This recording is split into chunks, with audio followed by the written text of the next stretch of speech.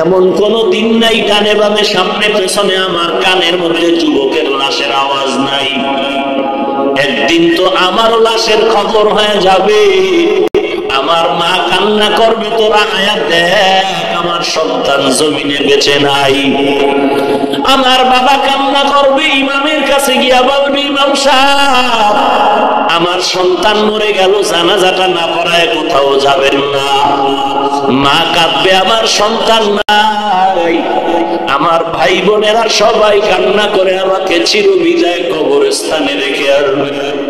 এমন একটা জায়গায় কবর দিবে যেই জায়গা বাঁশবাগান, দিনের বেলা যাইতো বড় ভয় লাগে।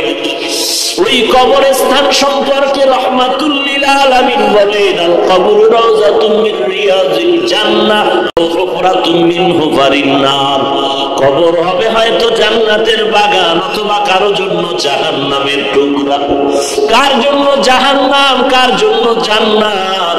আল্লাহ কোরআনে বলেন, ইন্নাল আবরারা লাফি নাঈম ওয়া ইন্নাল ফুজ্জারা লাফি জাহিম।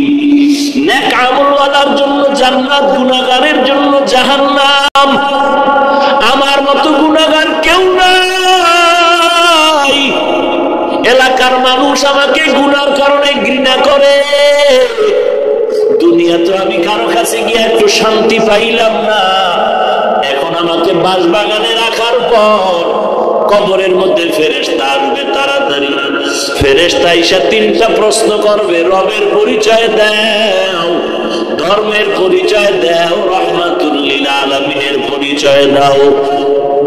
রাদিতু বিল্লাহি রাব্বান ওয়া বিল ইসলামি দীনা ওয়া বি মুহাম্মাদিন সাল্লাল্লাহু আলাইহি ওয়াসাল্লাম রাসূলা।